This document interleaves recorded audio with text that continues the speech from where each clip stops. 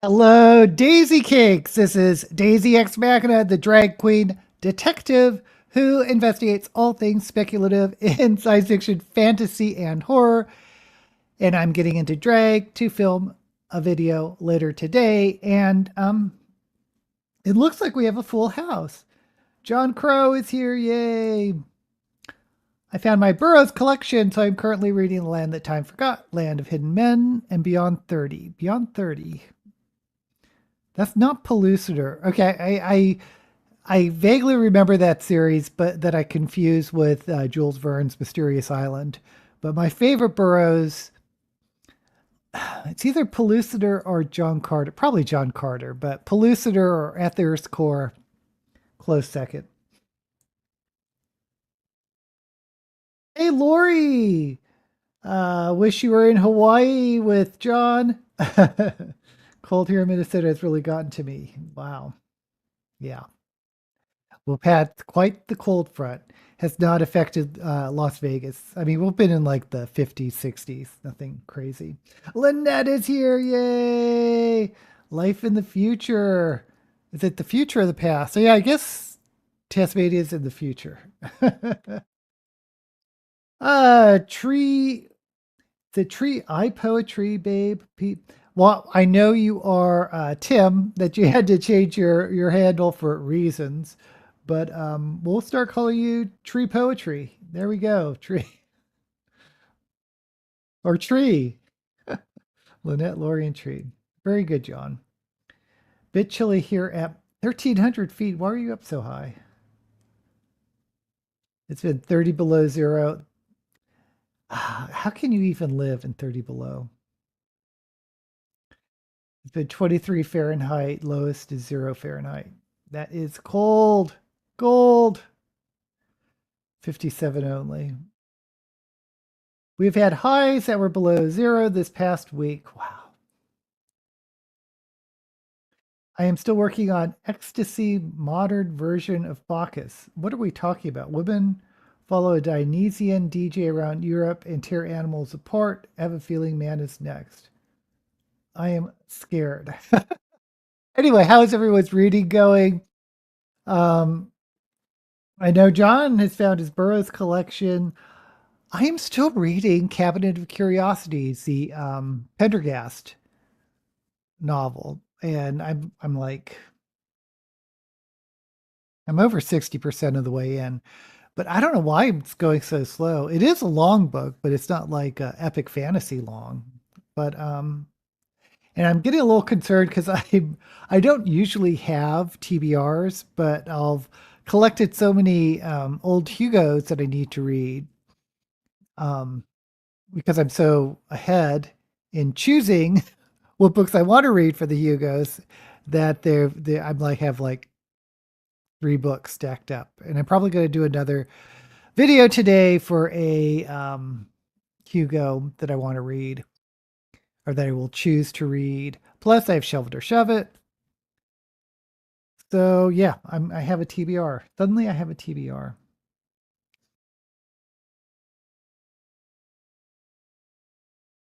It's T for Teresa, last name Real. There we go. It reached a high of 40 Celsius in some places. In Australia, it's about 110 to 120. Poetry Brave is good. I write poetry, so I decided to use that. Finished the 23rd Pendergast book, a prequel book. Wow, there's so many of them. I don't know if I'm going to keep up like that with this series. I mean, I'm enjoying it, and I like it better. I'm doing the third book. I like it better than the first book, um, but it's not like grabbing me like Flavia Deleuze did or Dungeon Crawler Carl. But they're good books. I wish there was a I could see this as a TV series too. And it's interesting because even though Pendergast, I guess he is the main character, but he's he's not really the main character. It's usually, at least in the Cabinet of Curiosities, it's the um, museum employees this woman and a reporter that are still pretty much more of the focus than Pendergast. It's interesting. Okay, anyway, when I had the Dorsai series, I state the order was Tactics of Mistake, Soldier Ask Not, Dorsay, and then Final Encyclopedia. Okay. I started a book on the Titanic this week. I normally wouldn't read about it, but it is written by a favorite historian and author. Very good. Um, oh, this week I will be releasing the review for that sweet little old lady, which is it was interesting. I'm glad I read it. But it's a book written in the 60s and it's a comic, well not comic book. It's a comedy book, comedy novel. But the humor is very broad and it is a bit sexist.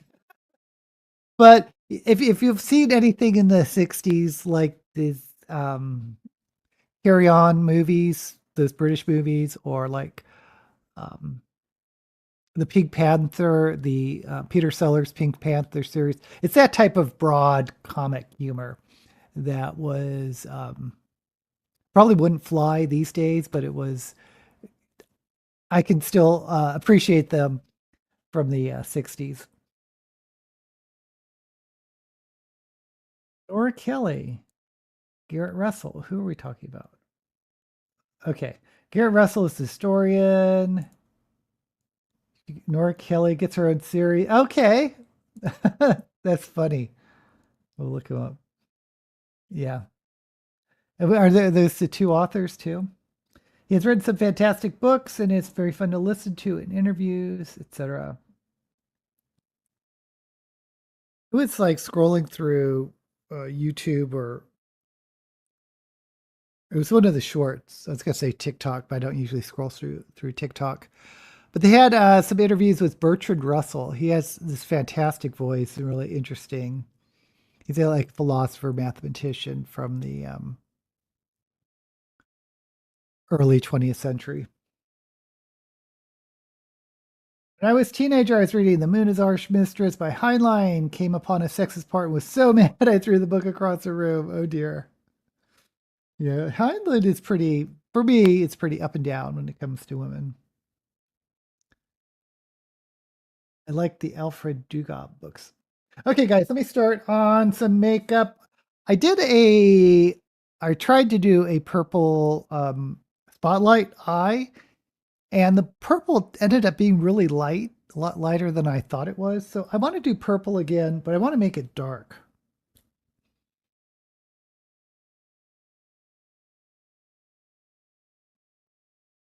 So I'm going to do,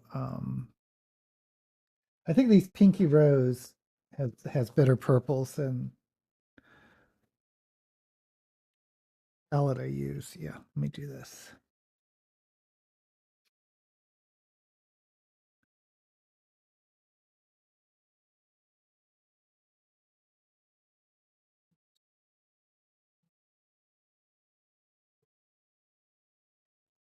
52 books by Preston and Child, either together or they're solo fiction. Still have to read Preston's nonfiction.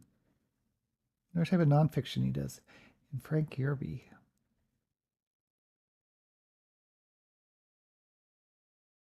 Yeah, I started reading the Heinlein juveniles in middle school because I was in the school library. And they had like the pocket books, the paperback books in on a carousel. And there were several Heinlein books. Notably, I remember reading Red Planet, Star Beast, I think the Rolling Stones, which is not Mick Jagger's Rolling Stones. Was it the Family Stone? Rolling Stones. Anyway,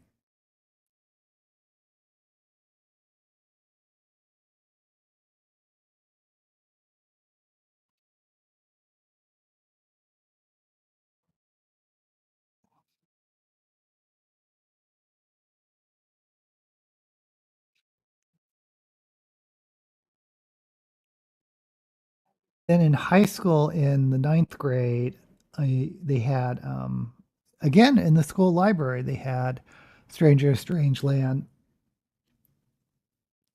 and that just blew me away.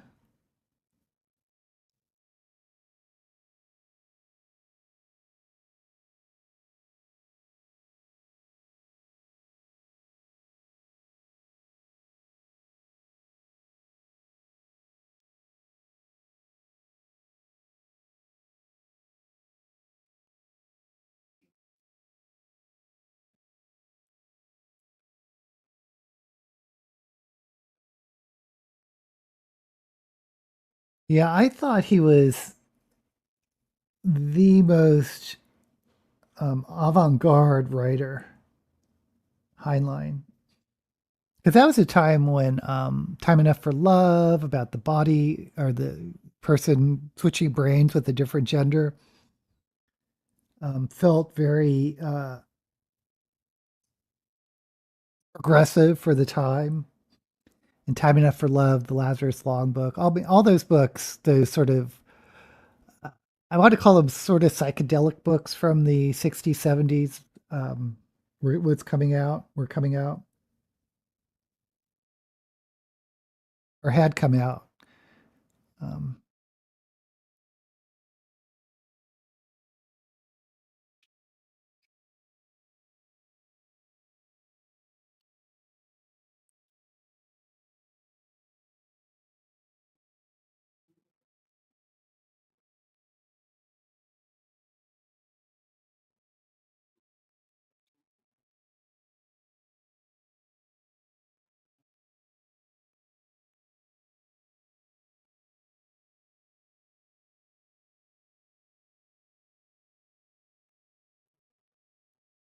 I remember being so excited when Number of the Beast came out because he hadn't released a new book in so long.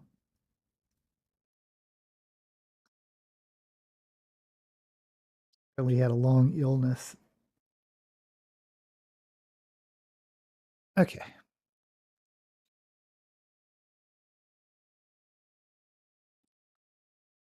Today I have to get back to Kidnapped, which I am enjoying. The Robert Louis Stevenson one.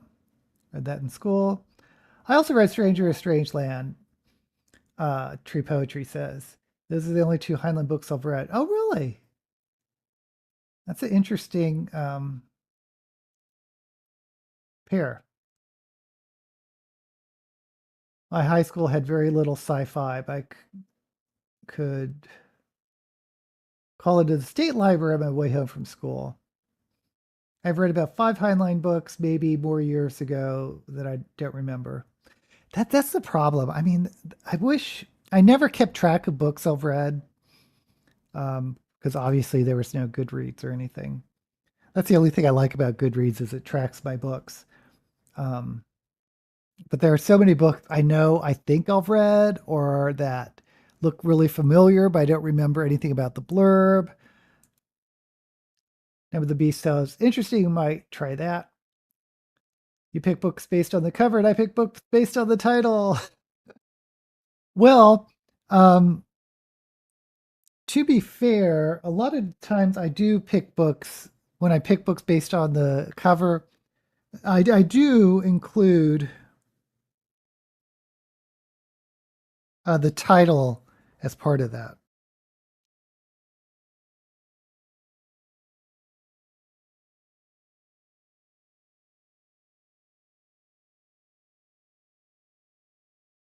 I'm looking for light purple or lighter purple. I am going to have to go to this, my bright matte.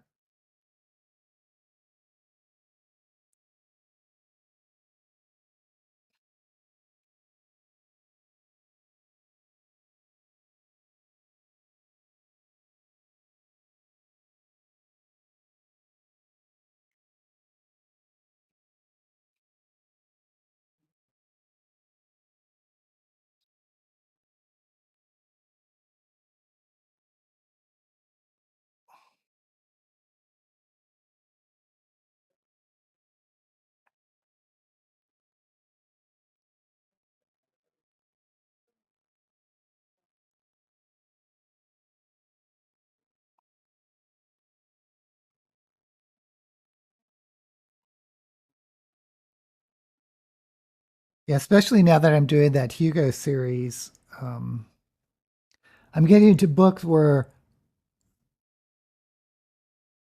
or years where I'm like, I think I've read this, but I'm not sure. I know I've read the author, but have I read the book?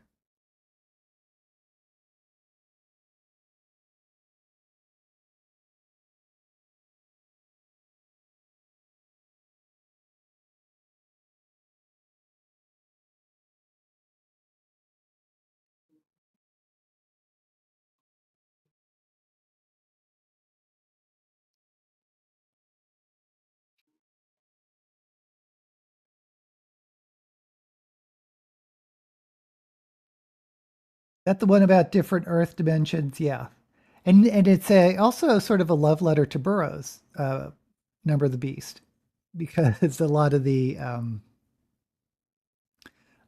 names have references to some Burroughs works.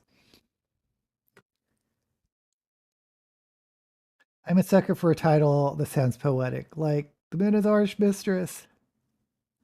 I also watched The Wind That Shakes the Barley based on the title of the movie and couldn't understand half of what they said. Very Irish. Never heard of it.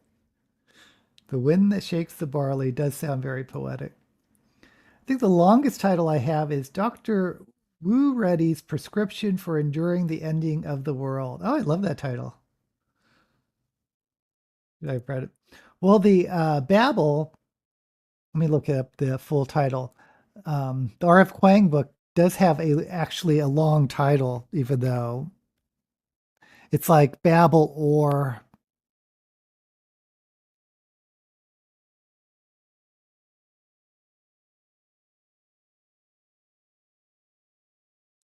what's the full title?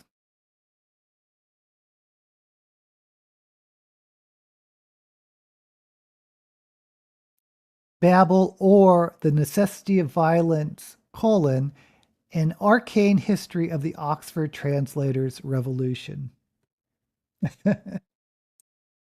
Excellent book, by the way. I really like that book. I still have not read the latest R.F. Kuang book.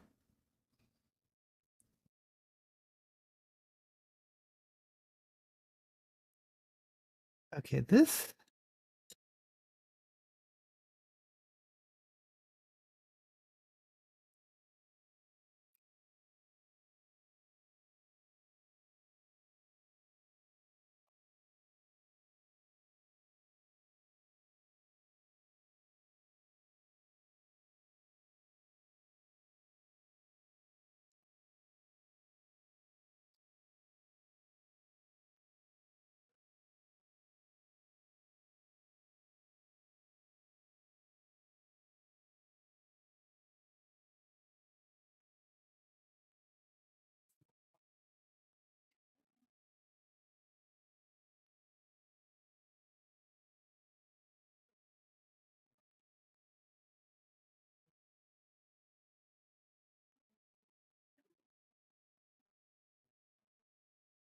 that one sounds good. When I find my clan stuff, I'd be happy to share. It is about Tasmanian Aboriginals and how they coped with the invasion.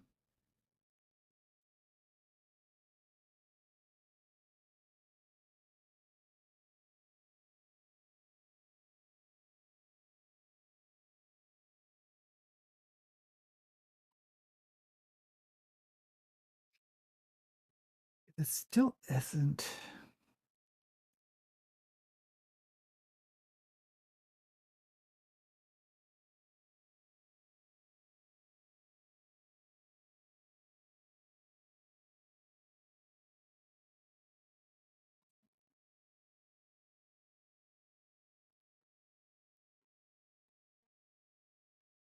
I'm just packing this in because I'm trying to get a dark purple.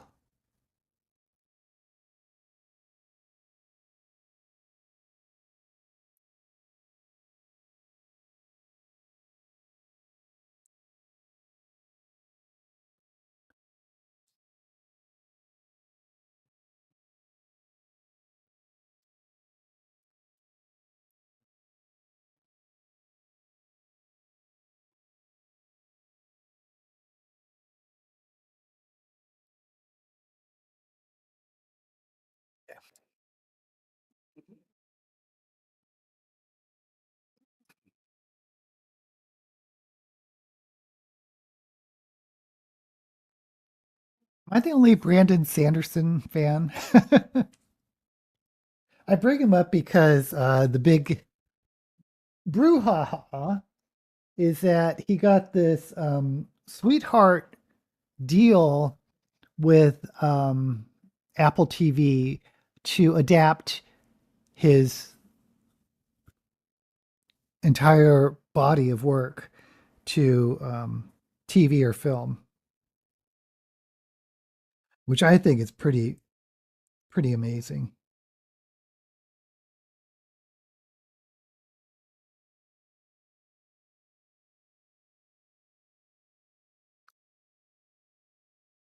By the way, if you're into science fiction, I do recommend Apple. I didn't think I would. I got Apple just for the Murderbot, which are these half-hour shows based on Martha Wells' Murderbot series, and I enjoyed that quite a lot. But I was surprised at how much science fiction they have. Foundation by Isaac Asimov, which is a not a which is inspired by Asimov's Foundation, I should say. And they did some interesting things with that. Pluribus, one of the best sci-fi series I've seen, really innovative. Um, Succession, and now they're doing for fantasy anyway. Uh, Brandon Sanderson's books.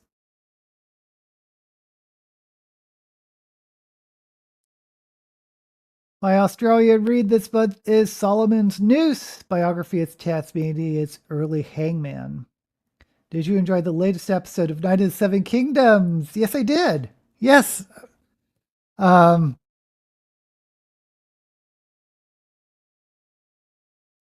yeah, I'm really curious about the that show. I'm kind of surprised they did Duncan Egg as the next Game of Thrones series because it doesn't have like the big stuff, the dragons, at least not yet, the big battles. Well, there won't have any dragons because of the time period it's in. But the only thing I can't get over is how little the squire is. I know you told me before, Lynette, that Egg is supposed to be 9 years old. So I mean, obviously the actor looks 9 years old, but it just seems so young to be a squire. Instead, you have to do stuff like help the knight on with his armor. I mean, this kid doesn't look like he could pick up a saddle, much less put it on a horse. But whatever.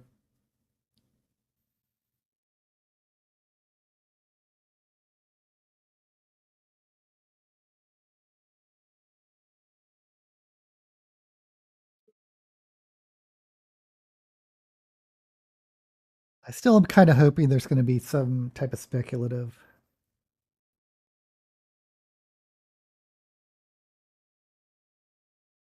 aspect to the books. I mean, to the show.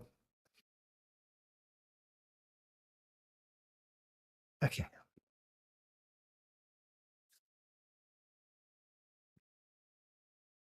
I should ask if you've enjoyed it, Lynette, because you're the uh, dunk and egg expert, at least of those of us here.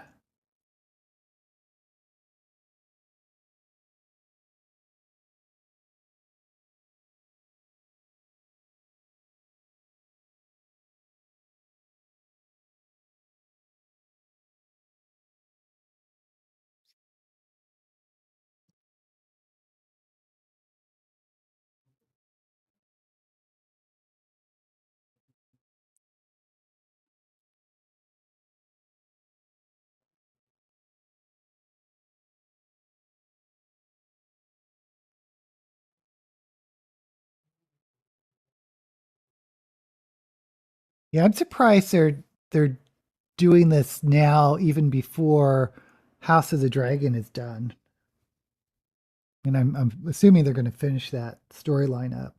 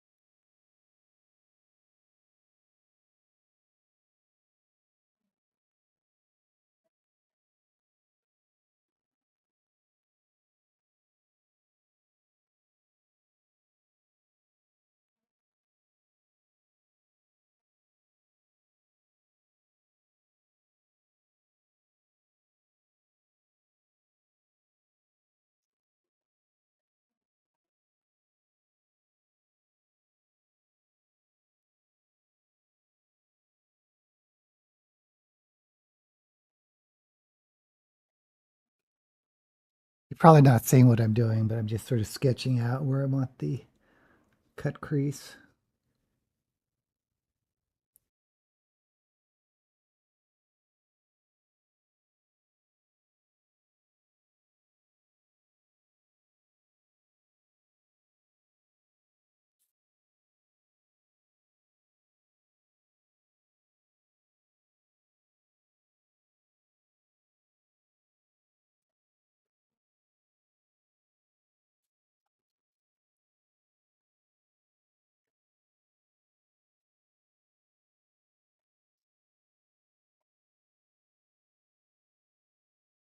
Okay. I wish I didn't know what is going to happen. I do like they have expanded Lionel's role. I liked him in the book. I think George R. R. Martin is upset over House of the Dragon. He has more control over Night of the Seven Kingdoms. Oh, interesting. Oh, going back to Brandon Sanderson. He's my favorite series of his is The Mistborn, the original trilogy, not the Mistborn books afterwards.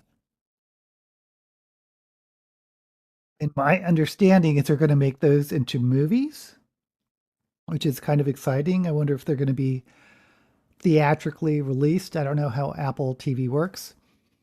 Um, and then for his Stormlight Archives, which has the first, it's a complete storyline. The first 5 books, very epic. It's going to be a series, and apparently he has unprecedented. Did I say that right? Unprecedented control over the series. I'm assuming like script approval, that type of thing, more than J.K. Rowling ever had, and more than, excuse me, George R. R. Martin ever had. And the thing about Sanderson is he's been shopping his Cosmere books to different um, studios and has not been able to strike a deal, even though he's hugely popular. And I saw one of his interviews. He was saying the reason is that studios just don't understand when an author isn't concerned about money, which is in a nice place to be. He's like he's more concerned about the how the shows are gonna turn out and the type of control he has more than he is about how much money they're going to give him, which is quite the privilege to have as an author. But I'm glad that he struck this deal. I want Duck and Eggs, She Wolves of Winterfell more than I want Winds of Winter. The arts are looking dramatic, Daisy. Thank you, John. Okay, so we are going to go with. Oh, actually, what am I doing? I'm getting ahead of myself. Um, I'm going to just do a silver cut crease.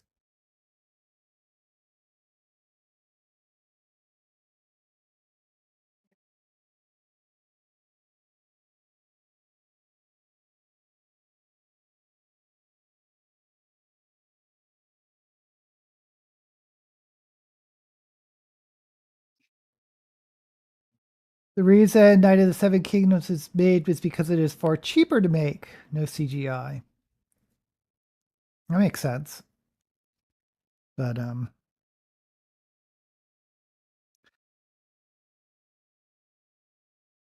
easiest thing to make is contemporary because you don't have to do the costumes and the sets of different worlds or time periods.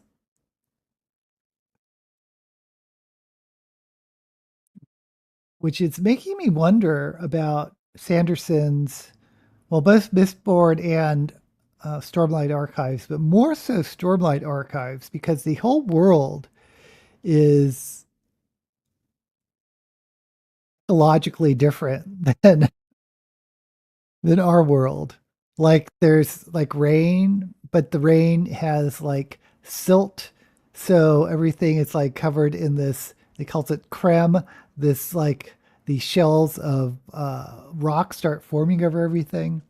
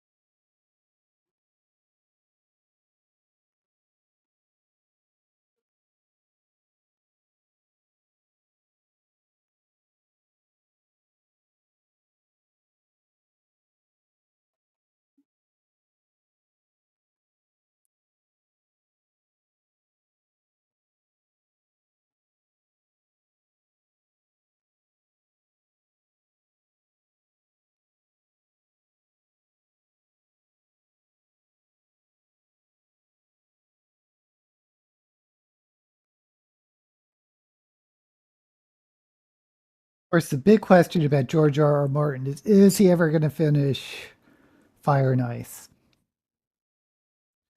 And I kind of feel sorry for him at this point because he's no spring chicken. And I believe he's a discovery writer rather than an outliner, meaning he doesn't like plan out his books before he writes them. He just sort of um, comes up with things as he goes.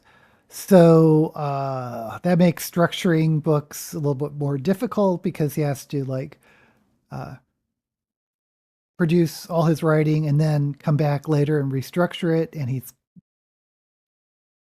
maybe writing himself in the corner or whatever. I don't know, but yeah, we can only hope. uh,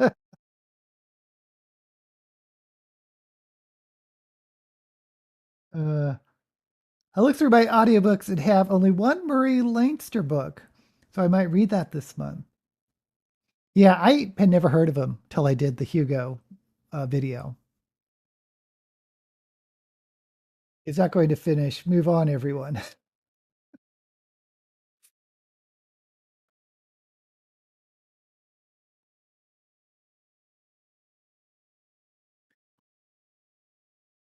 He has become such a big name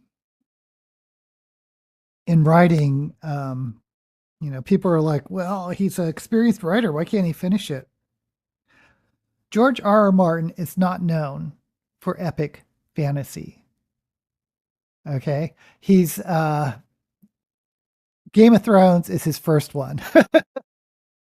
Because if you look back, he's mostly just written, or he's primarily written, standalone books, not series or epics or, anything like this. This is his first foray, which he started, what, the mid 90s?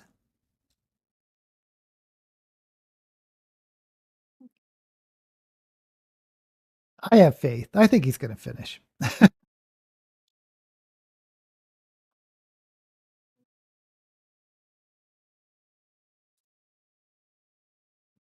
Okay, let me.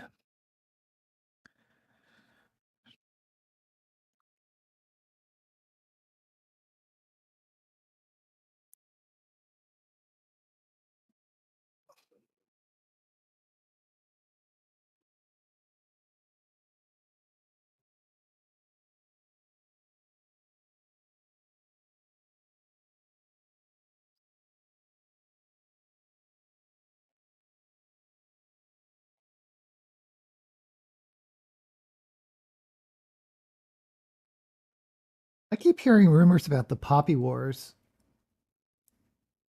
being made into adapted into a series. I think that would be, it's a perfect story to adapt, and I also think it'd be one of the most unique adaptations because if you don't know, if you haven't read the Poppy Wars, it's a fantasy, but it takes place in a world where the technology is like mid 20th century. And in my opinion, it's a also a metaphor of the Cold War from the perspective of smaller nation states or smaller nations. Anyway,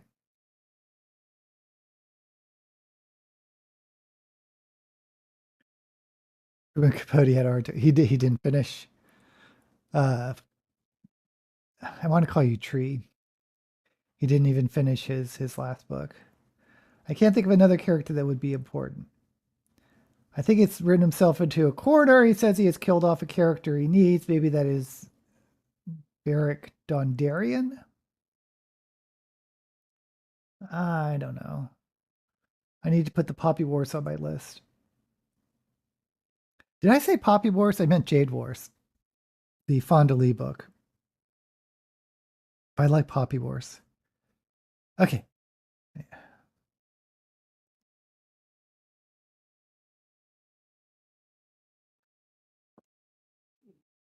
Yeah, Jade Wars is the one that's contemporary. Um,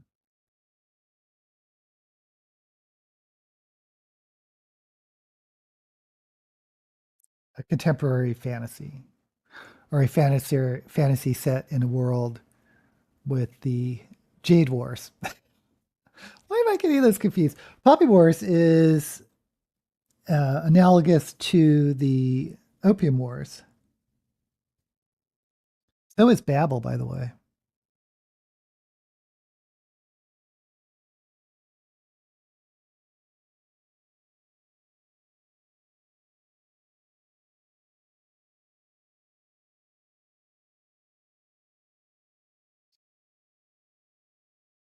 I would actually put Jade Wars over Poppy Wars.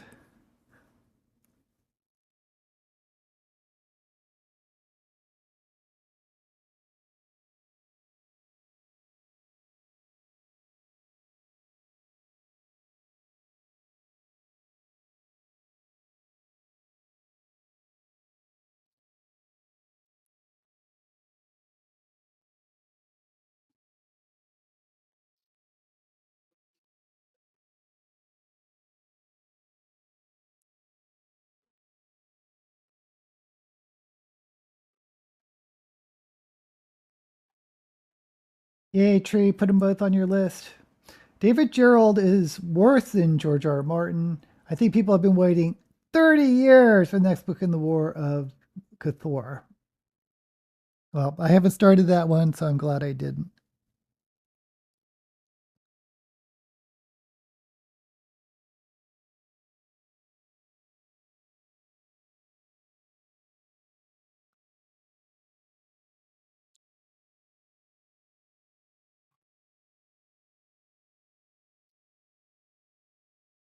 I mean, the big one was Wheel of Time,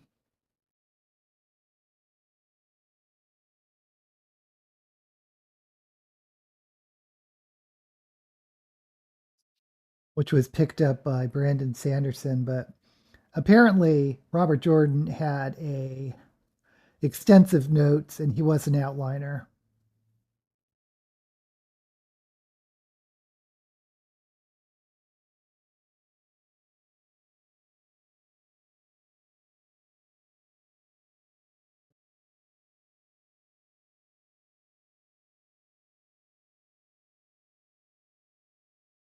I am confident there'll be at least one more Game of Thrones book because apparently he's written like most of the,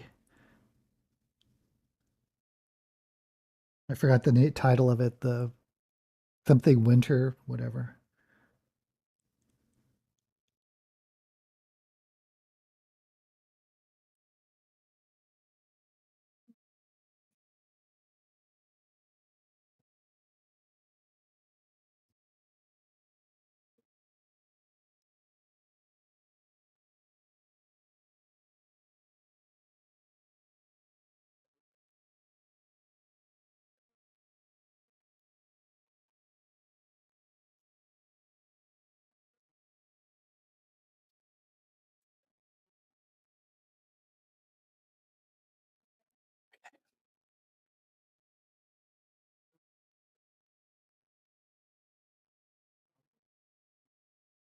I am waiting for the biography of Charles Beaumont. We have been promised it since before the pandemic. Oh dear. One of my favorite series is Witchling series, the Witch and Fire, WIT apostrophe CH. Let me look it up.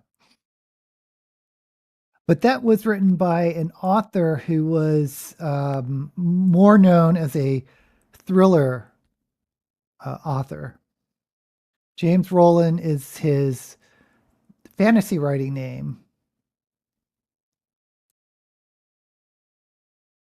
And Clemens is his name, James Clemens. Is that right? James Clemens is his fantasy name for James Rowland. Anyway, he's much more famous as a James Rowland's the thriller writer than James Clemens the fantasy writer. But his Banned and Banished fantasy series about Witchfire is the first one. Highly recommend. But anyway, he wrote this other series called The Hinterland, which I was, because I was such a big fan of Banned and Banished, I just picked it up right away. And the first book came out, loved it. Second book came out, loved it. And never finished the series. And that's one of the reasons why I loathe to pick up series that aren't finished because of the experience of getting so into a series that was abandoned.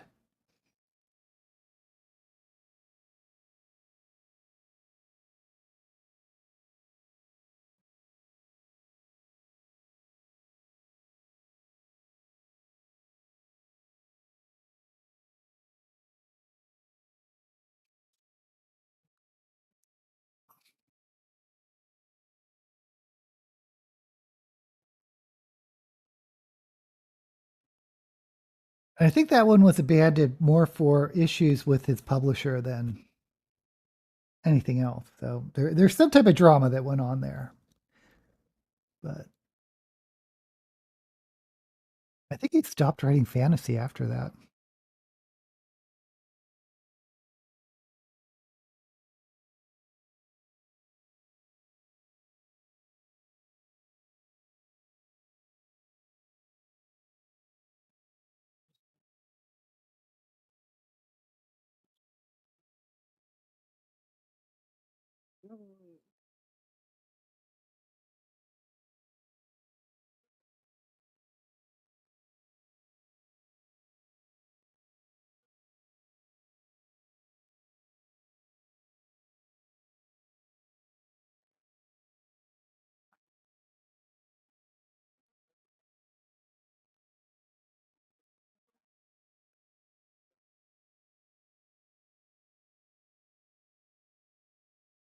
I'm an outliner, so I have no real reason not to finish my horror novel, but I love research and bog down to research paperwork.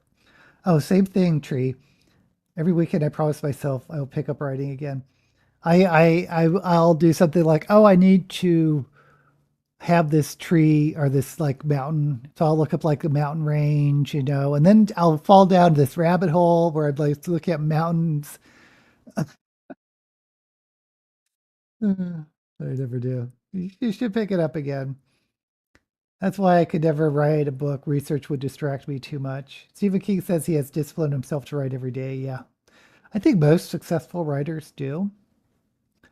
Also, having a full time job is my reason for not writing every day. Same, but my weekends are free.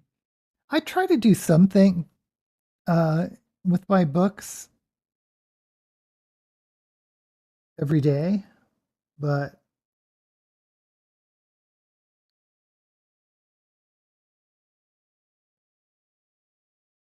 a lot harder to write than I think people may realize, even if they, unless you try it.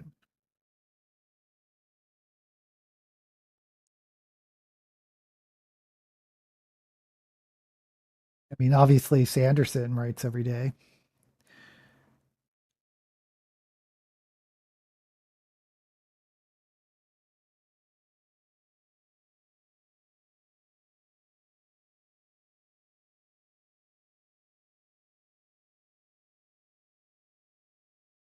Oh, I didn't.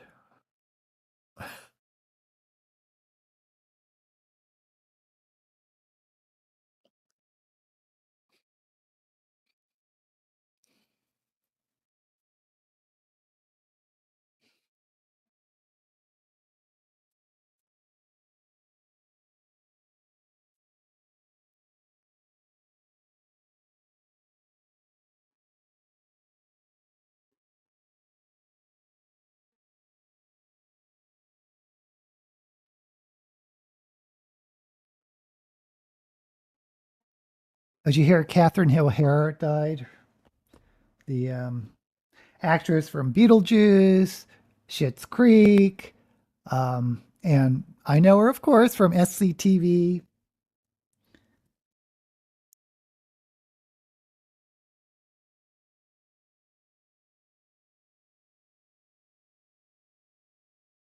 But I think she was 71. So, I mean, she wasn't young by any stretch, but she's one of those actresses I thought would be around forever.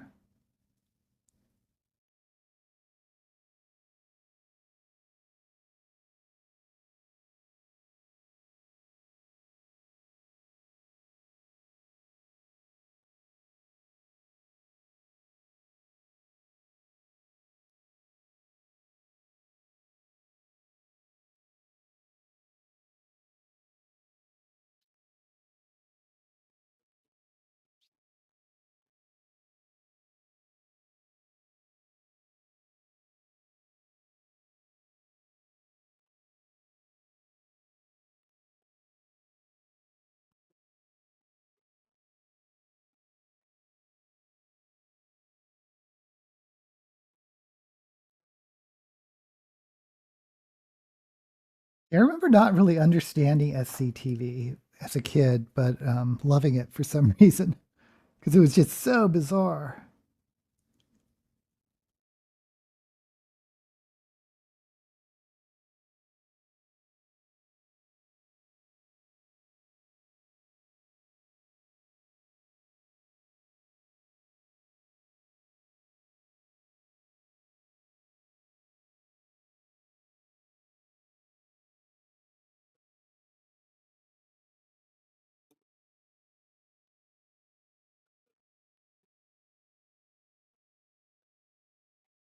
But it's a novel you're writing. It's a horror.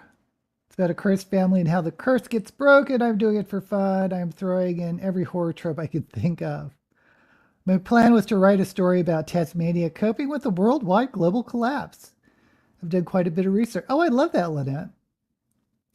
I wrote a fantasy novel in the 90s. I really need to knuckle down and tweak it. I was so sad, especially when I realized she's only 5 years older than me. I feel young. Yeah. I've written a lot of boring legal stuff, but nothing else really, not since I was a kid. Well, it's not for everyone. I mean, not everyone has to be a writer, but she was only 3 years older than me. I am not so old. Sex up the boring legal. I've read lots of legal stuff. You can't sex it up. She was very young to die by today's standards.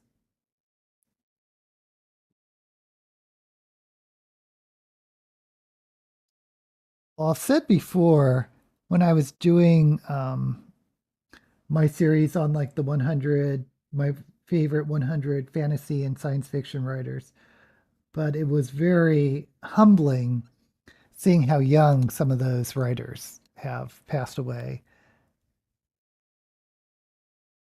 And especially like finding out authors I thought were alive aren't.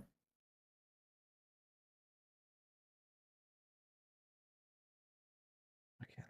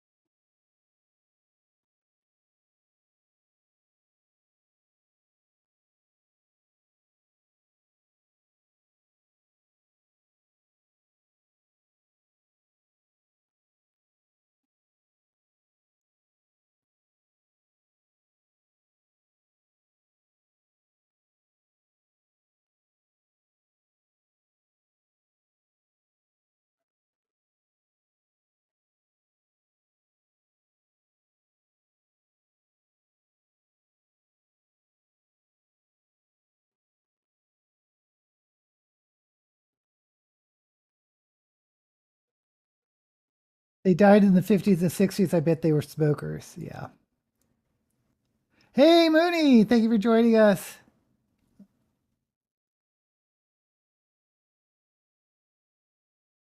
My grandpa died at 68. See, I think that's young.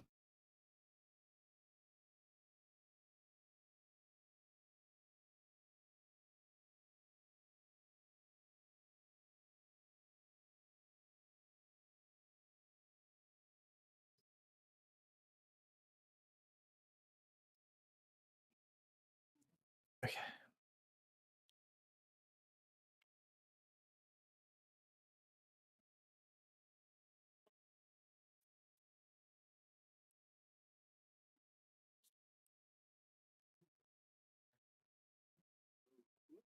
I think I'm done with the eyes. So, going to do the lips. Now, last week I had this purple topper that I put over black that looked blue.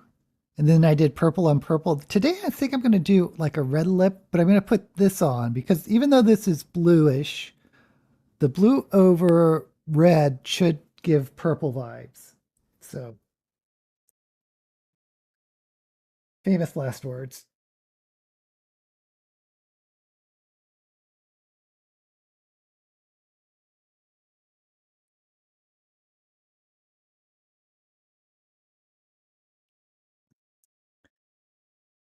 I became an uncle yesterday for the very first time. Congratulations, Booty. My family has a history living into their 90s and early hundreds. Oh, thank you, Tree. Eyes look great. I know someone like that died from stage 4 cancer. Oh, Fred, who died at 59, was a drinker, non-smoker, still a virgin. She was overweight, never went. Yeah, you can never really tell. I mean, one of my good friends I worked with, um, Debbie, she died when in her 40s, but she was a smoker, and I was a smoker too at the time. So that's one of the reasons why I was really driven to quit. But quitting smoking is not easy.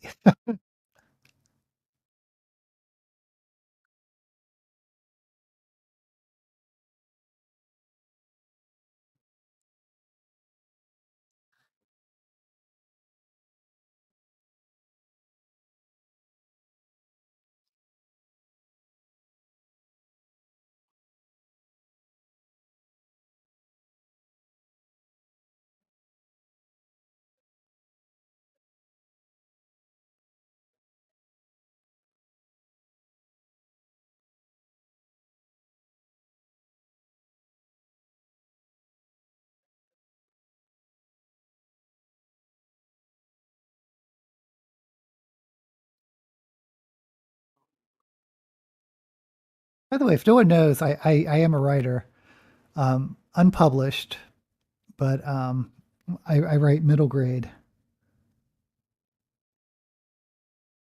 But I'm currently working on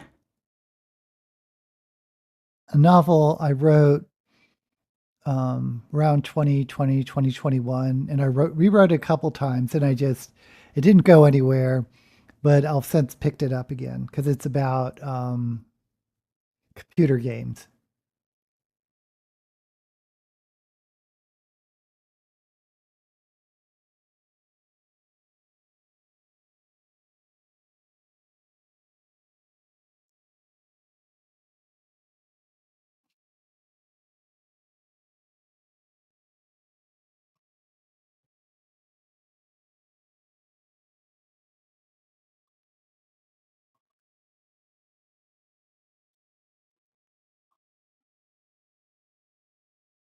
It's actually my favorite story I've written because I wrote it during the time there was something called Own Voices.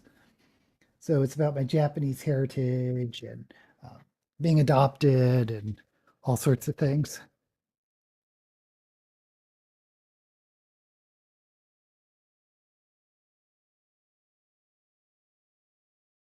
Oh, but one of the reasons why I went back to it was because of the popularity now of Dungeon Crawler Carl. So I was thinking, oh, this is like a middle grade Dungeon Crawler Carl, but we'll see.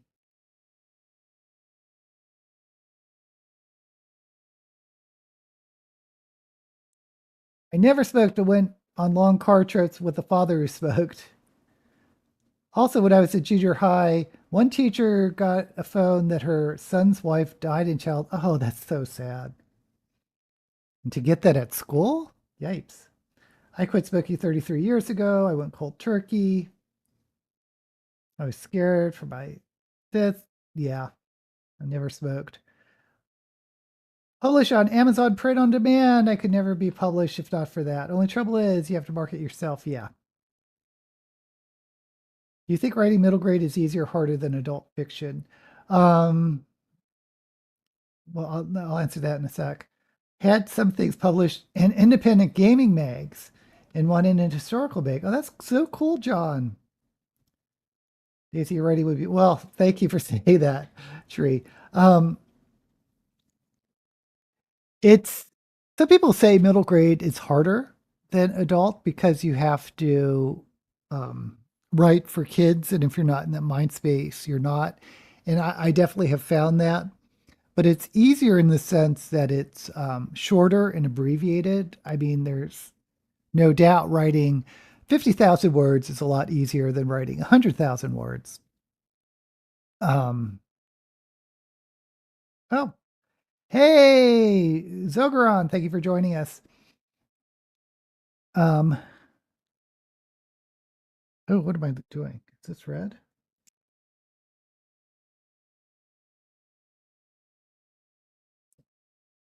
Yeah.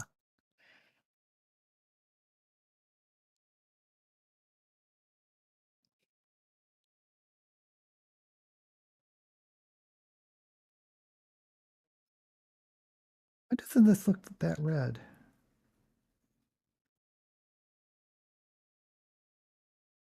I'm doing the wrong thing. This is wrong.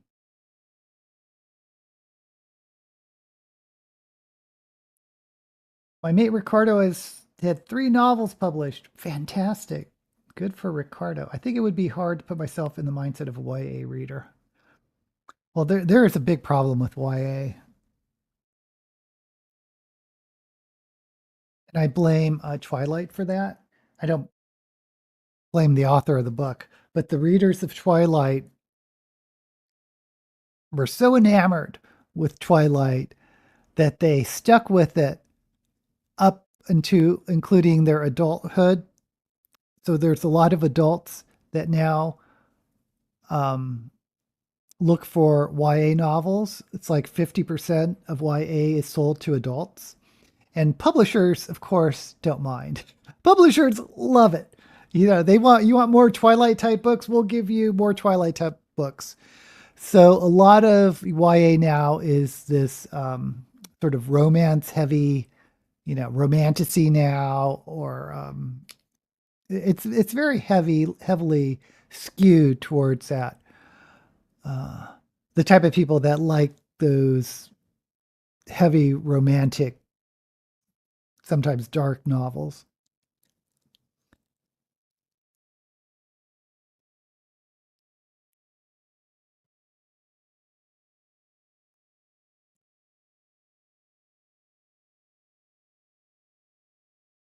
This is the red I was looking for. Um, so that's to say that I had actually thought I might like writing YA, but because of the market now, I don't think I could because I don't like writing romance. That's kind of what's expected now in YA. But there are YA authors I love. I love The Hunger Games. I love Marissa Meyer.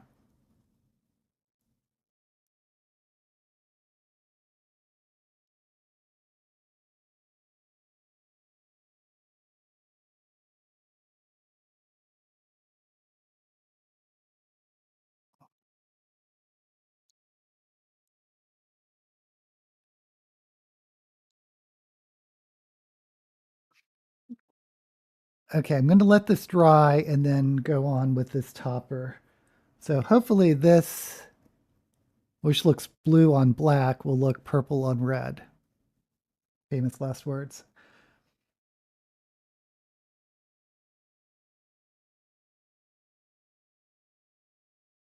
Somehow, as I got older, I stopped reading YA. Yeah, most people, there's a lot of people that don't. Reading more horror or Tranians, not sure what that is. I read middle grade, but rarely read YA, and some of the YA I read really isn't YA. I've been rereading things I read as a young person just to see if they still hold up. The Witch of Blackbird Point and The Summer of My German Soldier. Interesting. Isn't it funny? Another reason why I like writing middle grade is because that's sort of the age group or the age range when you fall in love with reading. Like there are books I've read in middle school and high school that I remember more than what I've read, 2 years ago because they had such an impact on me. Okay, here,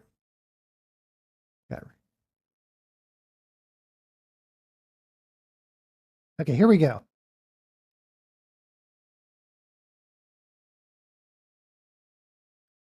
Not only that, it's a severed generational cultural communication. Kids in blue and white collar households don't develop the habit of reading for entertainment due to parents not transmitting said habits. Very true. When I grew up, my father was a big reader, and you'd go, he didn't tell me to read or anything, but just seeing a parent read. And I've actually saw some people in the book industry say, "Oh my God, my kids, I'm like in the book industry, but my kids have told me that they never see me reading because they're on a tablet or something. So they've gone back to physical books just to have or be a model of someone that reads books." Anyone interested in RPGs? Yes, I'm selling my collections. I'm not interested in buying collections because I have so many. I'm like looking at my RPG books. I have so many that I don't even use. Blackbird Pond. I meant AI not being the only issue. Yeah. I have not read middle grade or YA since my kids were reading it. I read everything they did. I remember The Witch of Blackbird Pond. I don't remember that one, but except the title sounds familiar. I started rereading some of my childhood favorites. And I think that's always fun, although it can be bad because I was a big fan of Dr. Dolittle when I was young. But they have the original text over on Project Gutenberg, and I read the first one, and I was shocked at how racist it is. I mean, really racist. I can only hope that the version I read growing up was abridged. Okay, here we go.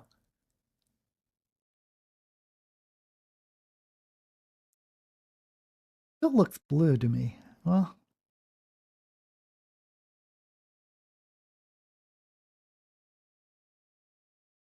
no, it's looking purple.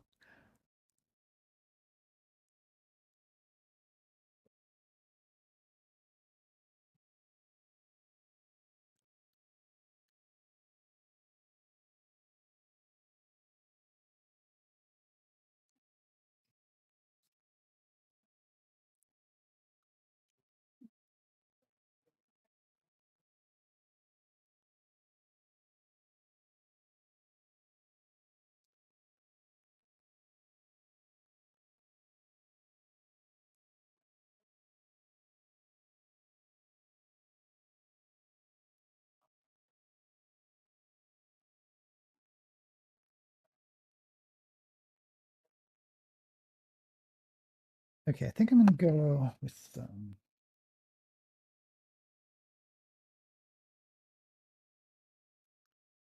For me, my family were readers. My mom always read a book in her hand. My dad mainly read newspapers. My mom and dad were not big readers, and I never remember them reading to us. Yeah, I never remember my parents reading to me, but my father was a huge reader. My parents remembers Book of the Month Club. So there's always books read. I was a member of the Science Fiction Book of the Month Club when I was a teenager. Dad was my audio reader until I could read myself, which was the fifth grade. I remember the day my father bought home Charlotte's Web. Oh yeah, that's so many people have been impacted by Charlotte's Web. My parents were not readers. I'm a biblioholic. It's kind of interesting how people stumble into reading. Okay, I'm going to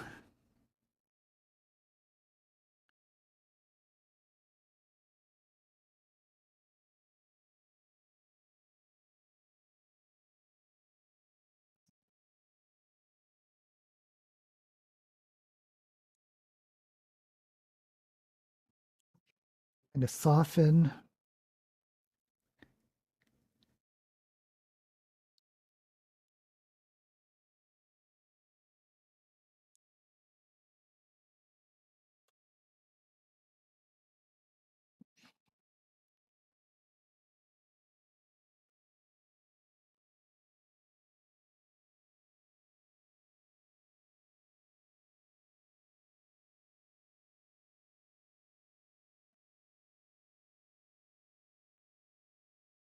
Okay.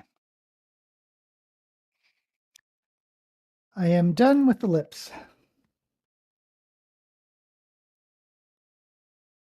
Neither parent of mine did read. Mother was illiterate and father was a jock.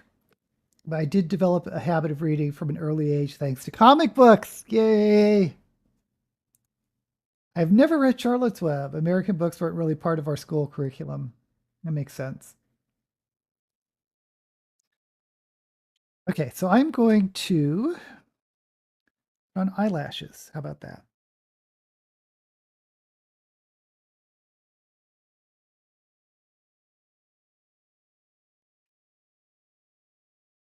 One thing we're not allowed to buy or read were comic books. My first book was Princess of Mars.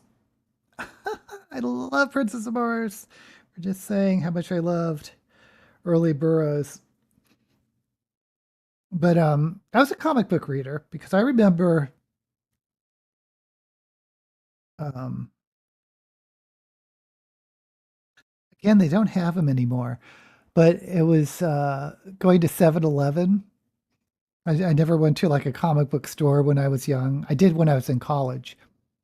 Um, but I would always go to 7-Eleven. That was like my little journey to go to 7-Eleven, and they had the rack on a turnstile that had comic books.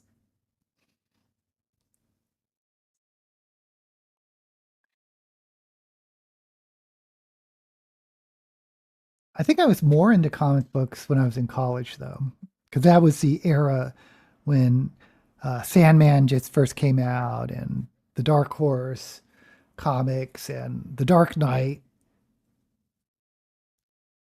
Killing Joke by the DC Comics.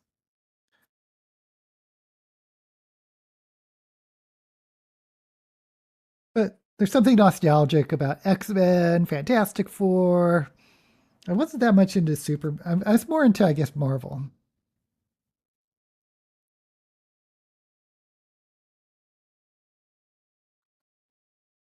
Oh, and I was also into Archie. I don't know why. Again, part of it was just grabbing the stuff that was on the racks at 7-Eleven.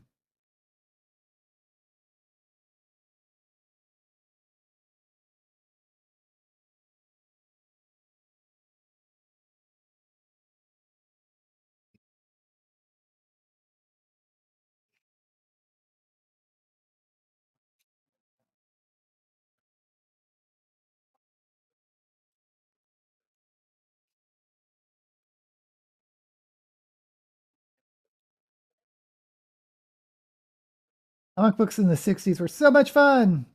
I like the Archie comics. Yes, Archie. Comic books were not a thing in Scotland until the 80s. Interesting.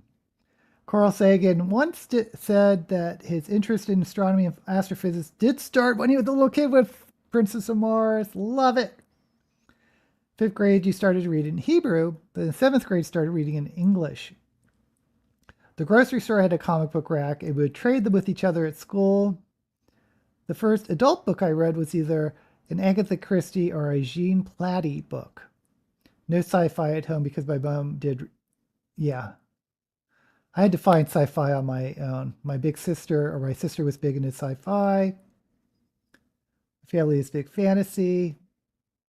We had plenty of comic books in the 60s. Oh yeah, Richie Rich, Little Dot. At one point you had 900 books. Wow. I remember reading Jean Plady and Victoria Holt. My first adult book was a Mrs. Halifax book.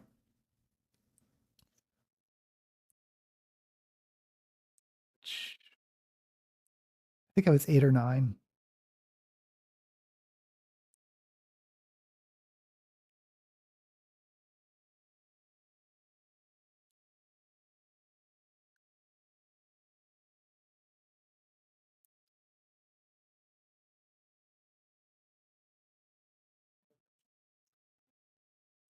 Yeah, my father was big into like the mysteries and thrillers, that type of thing.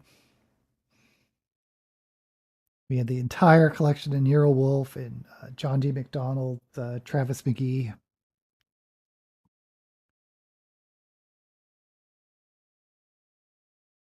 which I read those eventually just because they were in the house. But once I found science fiction,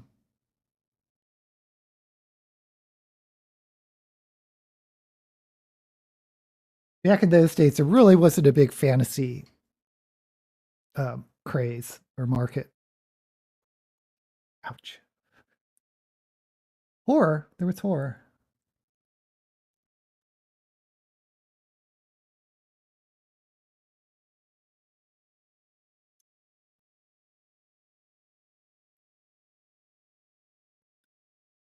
Obviously, I read Stephen King back then, and I still maintain some of his earlier stuff was more science fiction than horror, like Firestarter, that type of thing.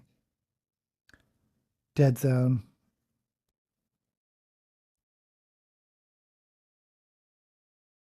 But I didn't really get into more horror until well, I read Interview with the Vampire, but Anne Rice, Clive Barker in the 80s, 90s, they were the thing.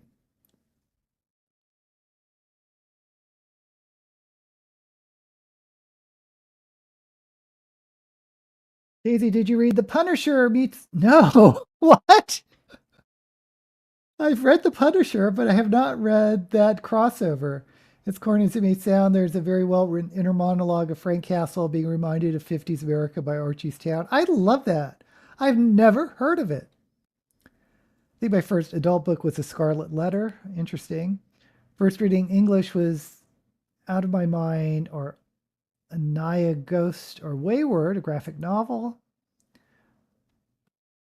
To my shame, I even had the Gore series. I know I've read one Gore, or maybe more, but I don't remember them that much. They didn't have a big impact on me. I still know people who live by Gory and Mores.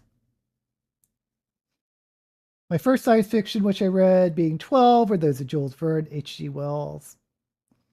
Yeah, I remember reading Verne and Wells around that age, um,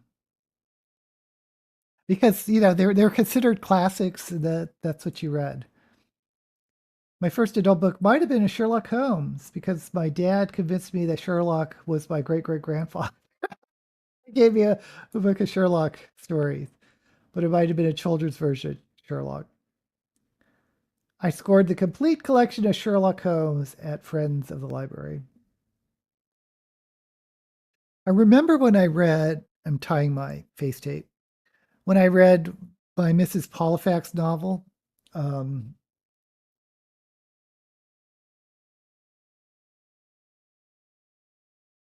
I decided, oh, I'm going to read all my parents' books now because I can read adult books. But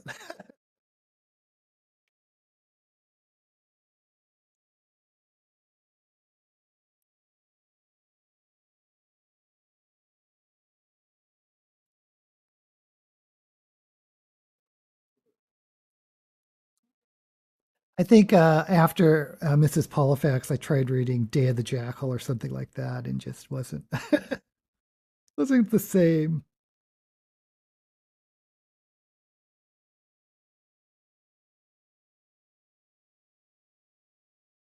Come on.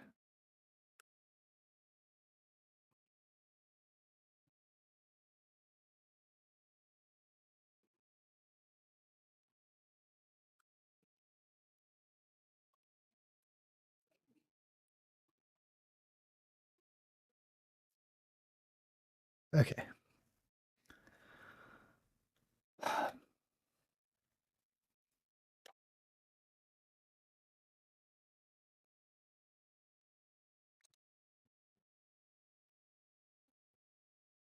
And the complete annotated Sherlock Holmes books. Price of my collection. Pride of your collection. I remember sneaking my parents' John Cheever books. They're completely over my head.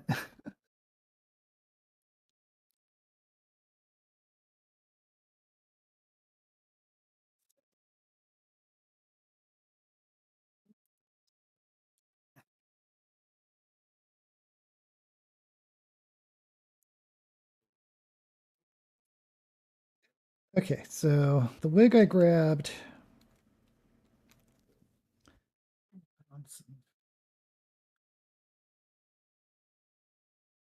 Earrings.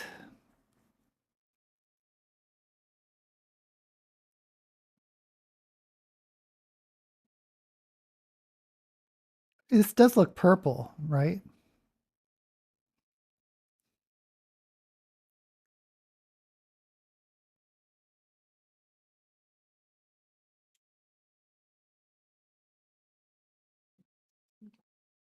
This one, yay, with the ombre from the blue to the purple.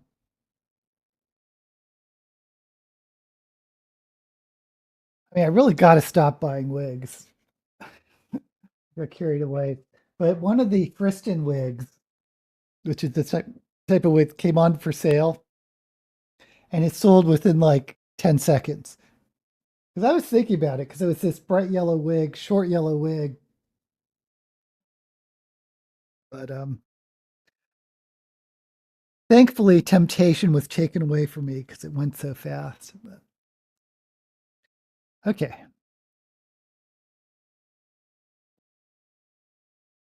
Put on some gloves. Reading our families, and it's like, oh, me too. The Big Britannica. Those aren't a thing anymore, are they? Because you have Wikipedia now. But yeah, I remember having the Britannica and using it for like school projects.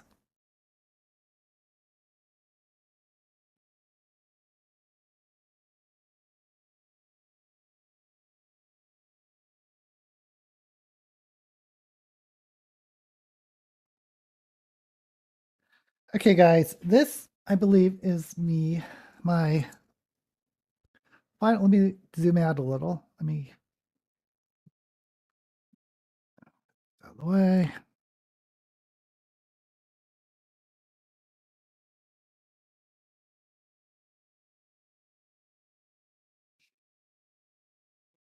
Okay, this is the final look. I went with a traditional cut crease purple, and today I'll be filming another Hugo series. That's probably all I'm going to be doing this year are the Hugos and Shelve It or Shove It, which I think is fine.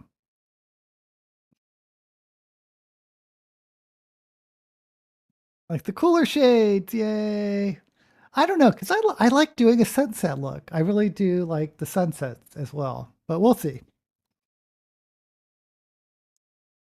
The love Britannica. My parents were too poor for Britannica. We had Funk and Wagnall's encyclopedias from the grocery store when they offered a volume every so often. Oh, that's interesting. Heavy Rain. Oh, is that good or bad? Oh, it's a no morning walk. Okay, guys, this is my final look. Did a purple look that was a little different from last week, and I'll be filming a Hugo uh, video today. And this week, I'll be releasing the review for a little old lady, the Hugo nominee I picked for what was it, 1960? And I should be back next week. Thank you, everyone, for joining me. And as usual, may all the books you read